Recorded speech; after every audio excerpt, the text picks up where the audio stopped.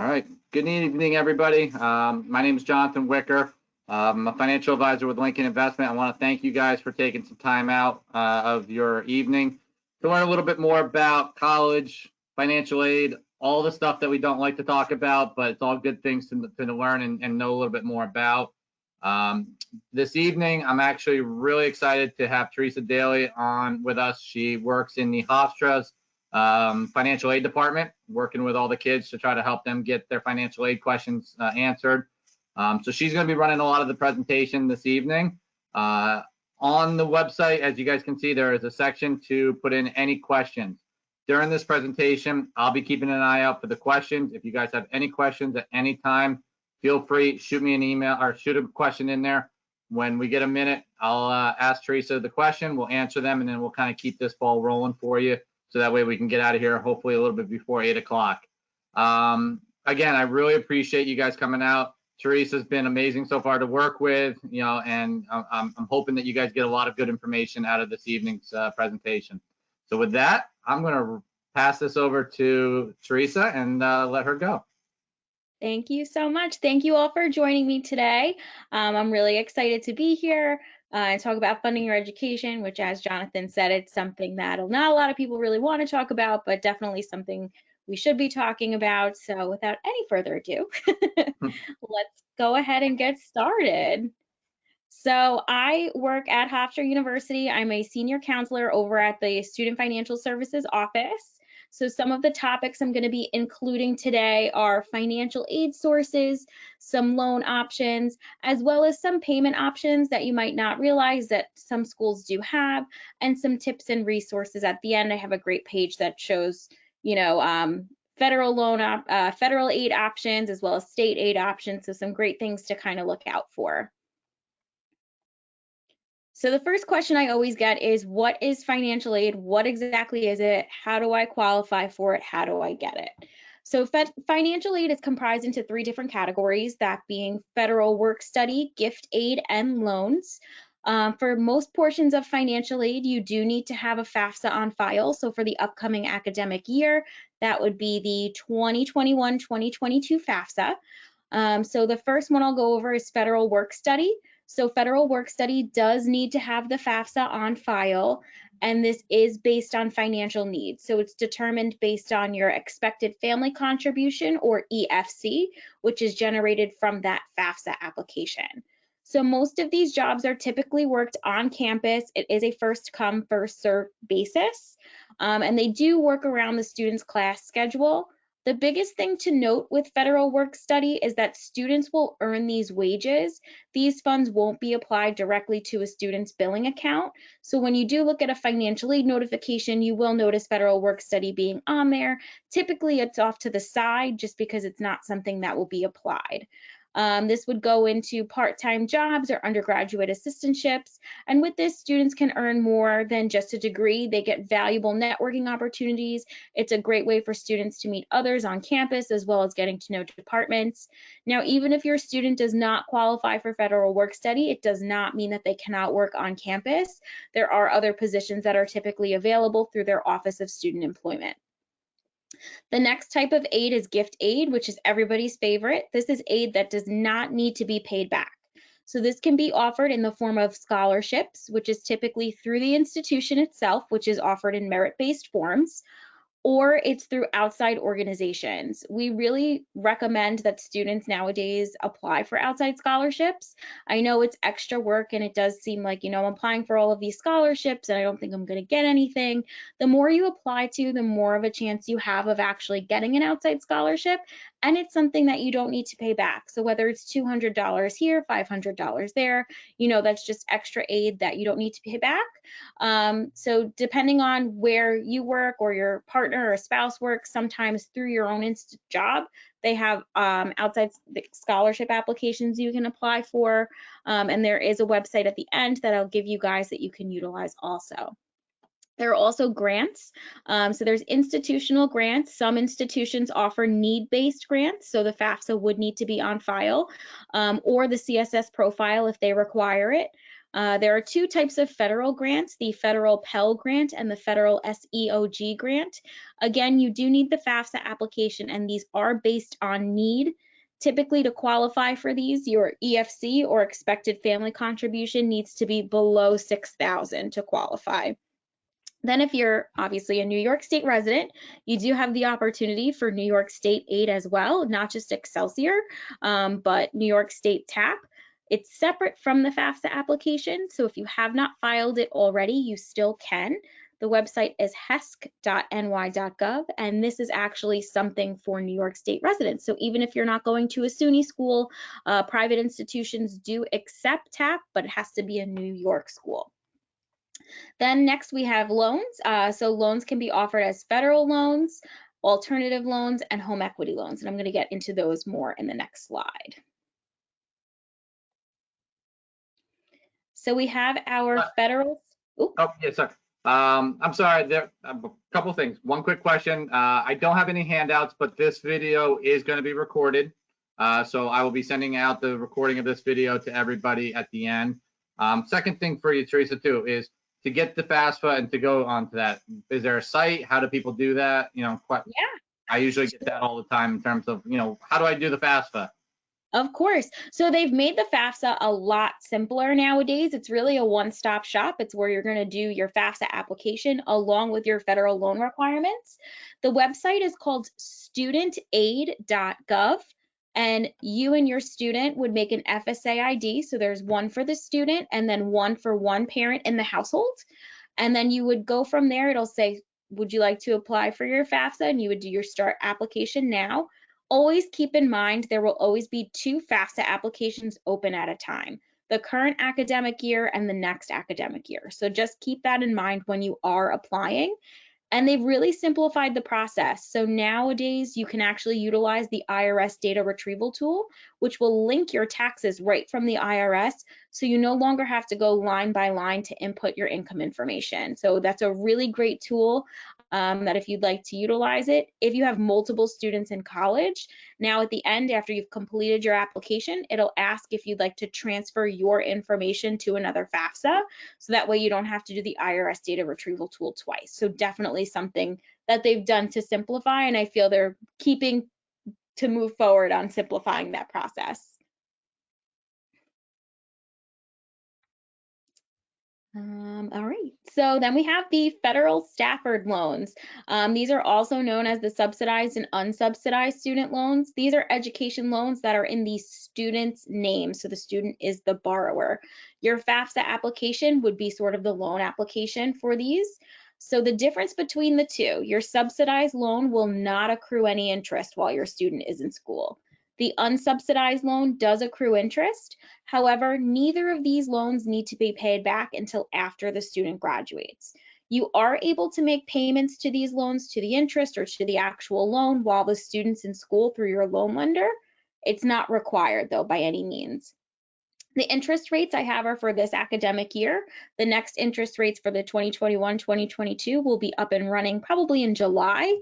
They're at an all-time low since I've started at Hofstra, which has been about 3 or 4 years. They're at a 2.75% interest rate.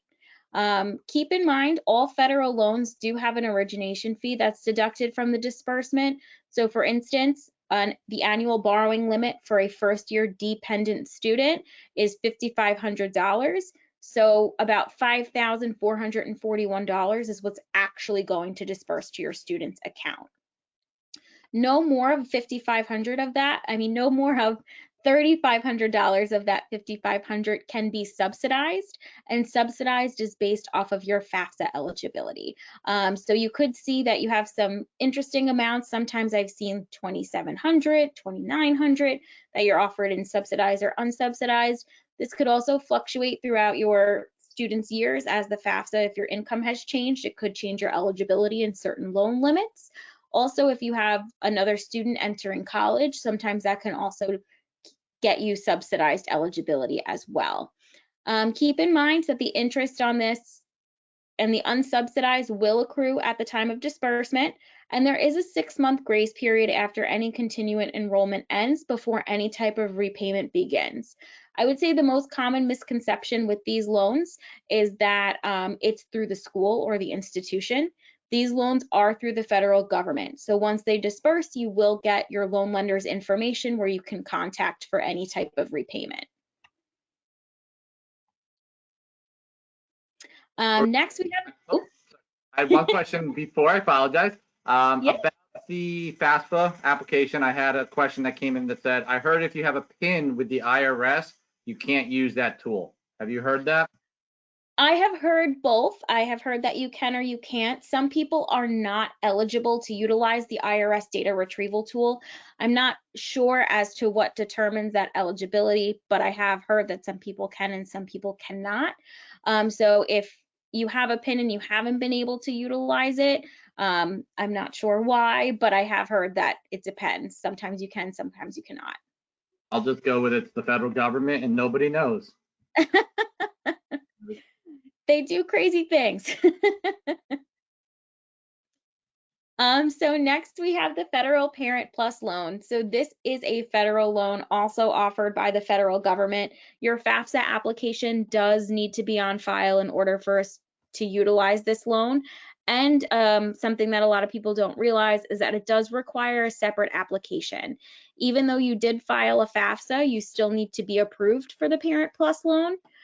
So eligible parent borrowers that are either biological parents, adoptive parents, or an adoptive step parent will be borrowing this loan on behalf of the student. So this is a loan that will be in the parent's name. The annual limit is the full cost of attendance minus any other aid received, which does include the student's federal loans. There is no aggregate limit. And repayment does begin 60 days after the final disbursement. However, there are other deferment options available while the student is enrolled at least half time. This has a fixed interest rate of 5.30%. And again, this also has a loan fee that's deducted at the time of disbursement. So for instance, if you're looking to cover a $10,000 balance for the year, you might want to apply for $11,000 just to account for that origination fee. To complete this loan application, the parent borrower would go to studentaid.gov, which is also where you go for the FAFSA, to complete the loan application along with the MPN or Master Promissory Note. All of this is actually sent electronically to the schools and they will disperse the funds so you don't have to worry about getting a check and then paying the institution. If you're a parent that's experiencing any type of credit issues and you are denied from the Parent Plus loan, you are able to get an endorser or a co-signer. The endorser is able to complete an endorser addendum at studentaid.gov. And if you're approved with an endorser, you would have to do a new Parent Plus loan master promissory note as well as plus credit counseling. And that would be required each year if you need an endorser each year. If you have any questions regarding the step-by-step process of utilizing an endorser or even applying for the Parent Plus loan, you are able to call the number on the screen. They're able to give you step-by-step assistance as well as letting you know what the credit check is for the criteria. If you are denied from the Parent Plus loan and you're unable to get a cosigner, if you contact the student's school individually, they may be eligible for independent level loans. So this would allow them to get about $4,000 additional in their federal unsubsidized student loans. So that is something to keep in mind. If you are denied, they can get a little bit more in their unsubsidized loans per year. Questions keep coming in, which is good. That means people are paying attention a little bit. Next question that I did have that came in that says, could you discuss the 529 plans, which I'll cover a little bit, but I'll let you run with first. Specifically, should a parent disperse this over 4 years or use the total amount to pay for the school year or semester? Yeah, so 529 plans are pretty simplified nowadays. If you do have a 529 plan, some you're able to actually electronically transfer right to the school. Others will cut a check to the institution. If they are cutting a check, I would recommend leaving a 2-week lead time if you are utilizing it, so that way there's enough time to get it onto the student's account. It is your preference. I have spoken to parents doing both ways where they've, utilized it in the front half, or they've divided it up a little bit amongst the 4 years, and then have opted to take the students' subsidized or unsubsidized loan portions. So I would say whatever works best for you, whatever type of, interest that you're getting on the 529 plans, if it makes more sense to spread it out, spread it out. But Jonathan, if you had anything to add about 529 plans. Yeah, I would, first of all, I would tell everybody, and I've had a lot of these issues lately with the New York plan, where I'm noticing a lot of people are not using the New York sponsored 529 plans and are missing out on that state deduction, state tax write-off. So if you've got like a North Carolina or an Alaska 529 plan, give me a call, because you shouldn't be, because you're not getting any state tax write-off on that. But in terms of the disbursement and how to do it, one would be definitely have a conversation with the financial advisor that you're working with. If you have more than one child, if money is left over at the end of the one child's 4 years in college, and there is money still left over, the nice thing about 529 plans are that they can be transferred and the beneficiaries can be changed. So you can use the 529 plan for one child, and if there's still money left over, switch it to another child and use that same money for another child. So there's a lot of benefits to, if you do have some money left over, if you don't have some money left over. It's really going to boil down to each individual family's financial situation and what is better for them at the time, whether to pay up front or to pay over the course of the 4 years and spread it out depending on what their income needs are and what they're able to finance on their own. But I think first conversation is, one, great, you have a 529 plan. Two, have that conversation with your advisor. And the third thing about the 529 plans that I tell all my clients, and Teresa, you can talk about this a little bit, is it's more important that my clients that I work with take care of their financial history and take care of their finances, and not focus as much on the kids, because you can always help the kids later in retirement pay off some loans, where if you use all your money for the kids' college and you retire with no money, it's kind of a tough situation to be in. But again, those are all conversations to have with an advisor. And in terms of the 529 plans, how much does that actually, Teresa, for you guys, how much does that factor into the FAFSA calculations and all that? If I remember, it's not that big of a calculation. Yeah, I would say more along the lines of your actual income is really what it's weighted on. It does take a small calculation in, but I wouldn't say it would be, the determining factor. Typically, if you do have a 529 plan, you're very lucky and you have saved. So you might not necessarily qualify for, the federal Pell Grant, but that doesn't mean you can't qualify for maybe a New York State grant or even the subsidized portion of your loans. Or if the school has need-based aid based off of the FAFSA, you might still qualify for that as well. So, I've seen both ends of the coin. I've seen students that, use all of their 529 plans up in the beginning, or they use it at the end. I've also had students, that have siblings. So if they didn't use all of it, they're able to transfer it. But Jonathan is right. It's really based off of what's right for you and your financial situation. And if you are, going through any changes in finances, it's always best to be upfront with your financial aid office to whatever school you're with, because they might have a reevaluation process to go over and see if any change of income can change any of your federal aid.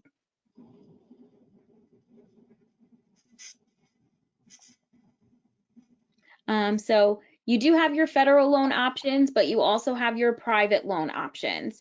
So the annual limit is the full cost of attendance minus any other aid received, whether that be the federal student loans, or even if you wanted to do a portion in the parent loans.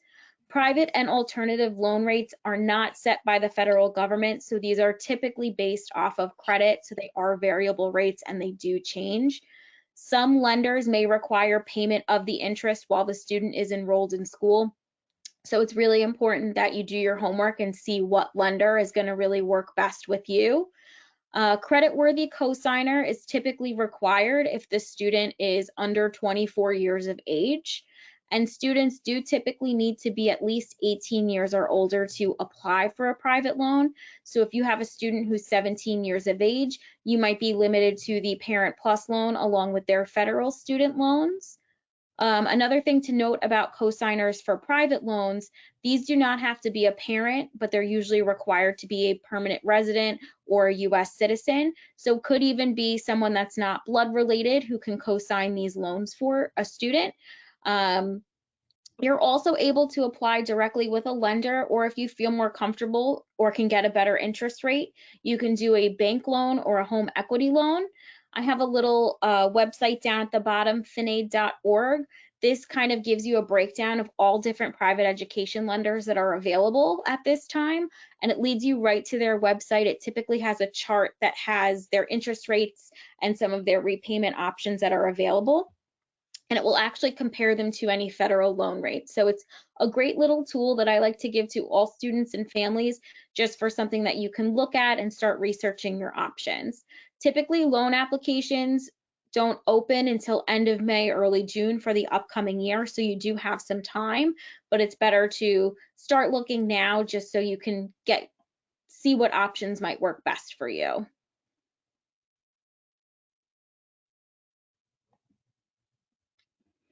So when it comes to payment, typically most schools do the payments due half in the fall and half in the spring. The payment bill dates that I have are specific to Hofstra, but typically, like I said, the fall bills are due in the fall, due in the first week of August sometimes. Spring semesters can be due in January or February, depending on when each school starts. I would say definitely contact your financial aid office to see what payment methods they offer. Typically, if it's online, they have web check offers. Typically, if you're paying through a web check, there is no charge. Select schools do take credit cards, but keep in mind, if there are credit card payments, there could be a service charge attached with those credit cards. So I would be upfront and asking what type of payment options there are. You are always able to mail a check to the institution. Typically, you need the student's ID number so they know what account. And I would say at least leave about 2 weeks if you're mailing in a check.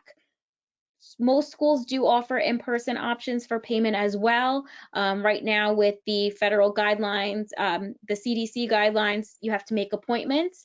But if you are able to make a payment in person, that is typically allowed. And the next thing I would recommend is trying to see if the schools that you're looking to attend have monthly payment plans. Most schools will have a payment plan option where it can space out your payments per semester or for the year into a specific number of payments instead of paying in a lump sum. So for instance, this plan is Hofstra specific, but I have researched other plans as well that are similar to or pretty equal to what this plan is. So there are payment plans that are offered either yearly or per semester. Yearly, I've seen mostly 10 payments for the year. Per semester, it's about 5. There's typically an enrollment fee, as most schools do use sort of a third party to set up these payment plans.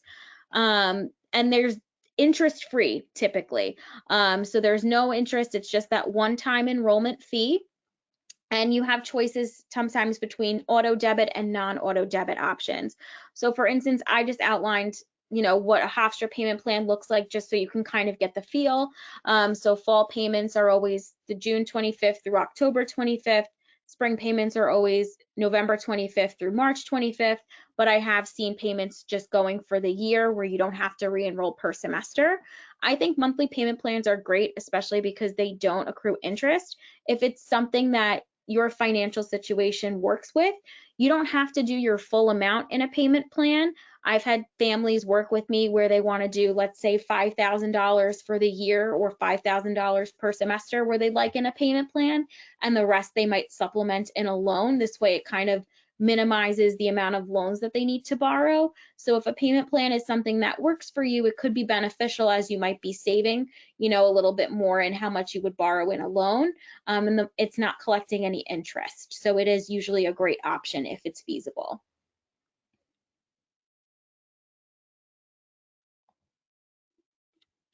So some things to remember as we get closer to, everybody getting enrolled into school. You want to make sure June through August that you're beginning to accept or decline any financial offers in your students' portals or through their student schools. When it comes to completing any federal loan requirements, these can all be done at studentaid.gov with either your student's FSA ID or your FSA ID. When it comes to the student subsidized and unsubsidized loans, they would have to complete something called entrance counseling and a master promissory note. That would be done with their FSA ID. Parents, if you're looking to utilize the Parent Plus loan, you would use your FSA ID to complete the Parent Plus loan and master promissory note.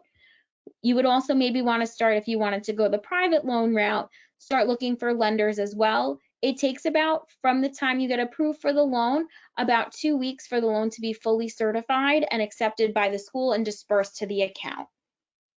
You may also need to submit other documentation if it's requested by your institution. This could either be proof of citizenship for male students that are 18 or older. They do need to register for selective service if they are looking to utilize any type of federal aid, and you might have to go through a verification of income process.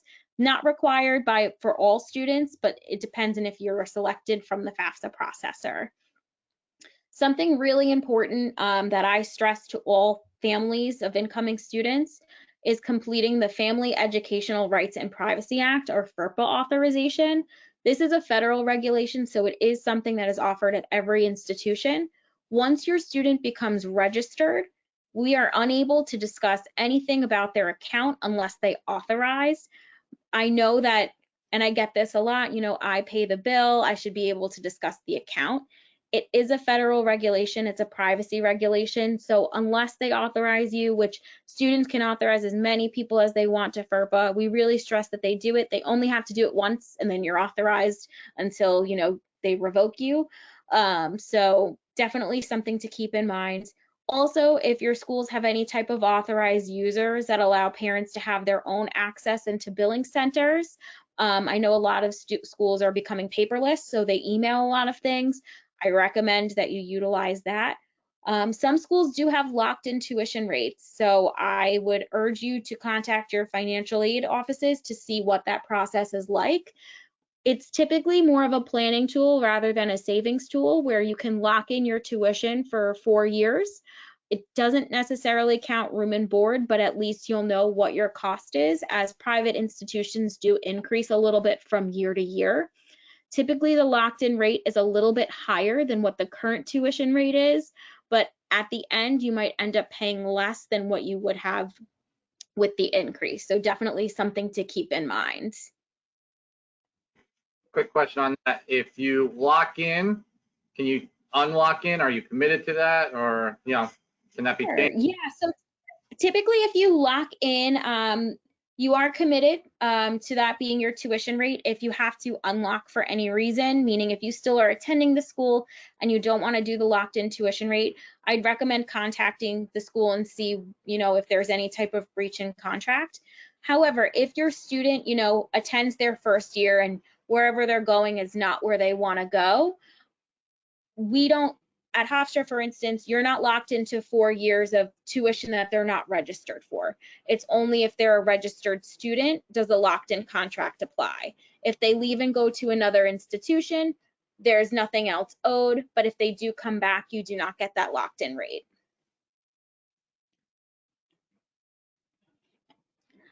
So I would say by June through August is when you want to start finalizing any of your paying arrangements, enrolling in payment plans, requesting any 529 funds.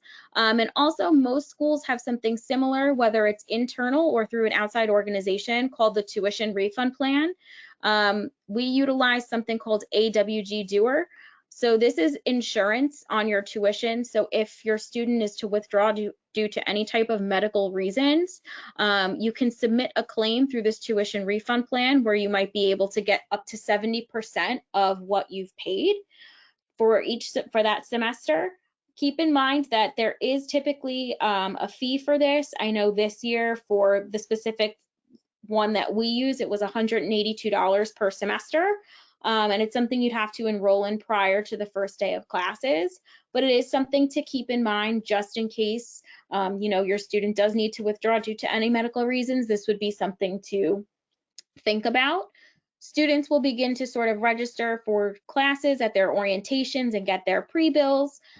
Also, if you have any students with AP credits or college credits that they took in high school, make sure you submit any of those final transcripts to your admissions offices so that way they can get them onto their credit evaluations and they can begin to start preparing, their applications for any type of student employment. So just to sort of review how families can elect to fill the gap, utilizing the federal student loans or the federal Parent Plus loans, you can also shop around for different alternative rates. Definitely contact financial aid offices to see if there's any type of monthly payment plans or interest-free plans that you can utilize. And you do have the option for home equity loans as well. So here I have some helpful links for financial aid resources. For any type of federal resources, it's studentaid.gov. This would be for your FAFSA or any of your federal loan requirements. For state aid, like the New York State TAP application or the Excelsior program, you have hesc.ny.gov. And general information is finaid.org. And I did forget one, outside scholarships. An outside scholarship site that we even tell our students to use is called fastweb.com, which is a great source for outside scholarships. All right. I'm going to open it up. If anybody has any additional questions and they want to throw them out there, definitely do now. Teresa, I'll kind of throw one curveball at you, which Sure. but last month I did a webinar on student loan forgiveness. Okay. The people that were on the webinar last month, I'll kind of give you an idea of where I'm heading on that. But something that I tell all of my clients that have kids that are going in is if you've got a kid and they are dead set on being an engineer or dead set on being a teacher or a certain profession, make sure you don't just look at the front end with the loans, look at the back end on the loans too.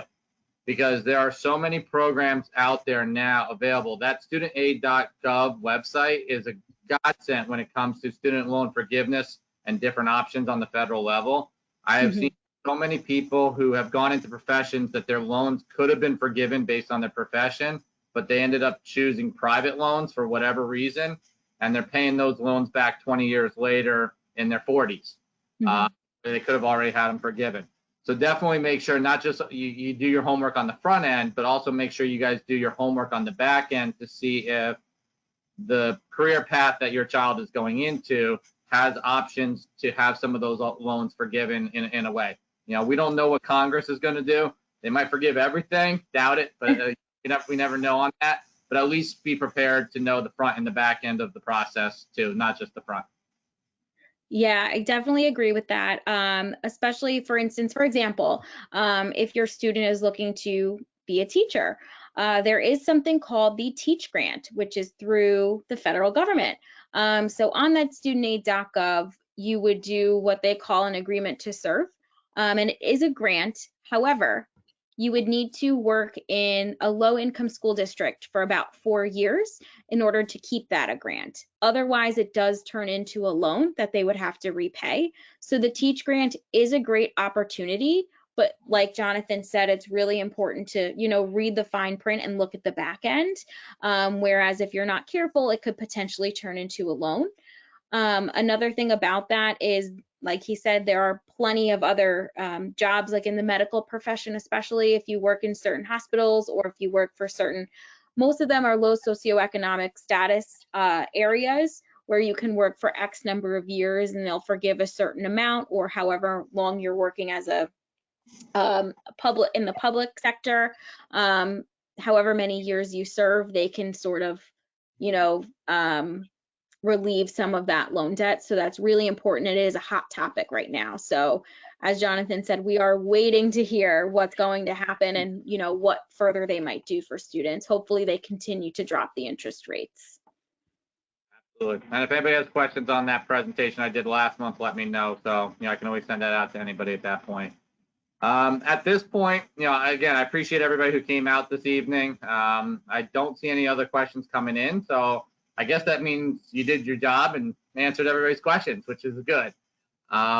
Next month, for those of you guys that are on this, next month I'm going to be doing a presentation on the pension system for the teachers.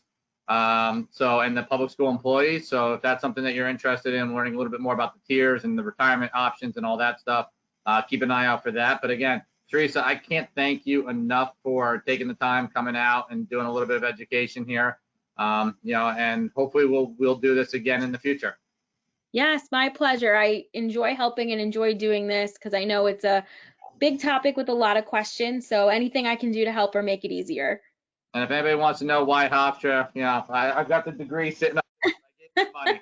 So I gave my blood, I gave my money. So I'm trying to give back a little bit now. So again, thank you guys for coming out this evening.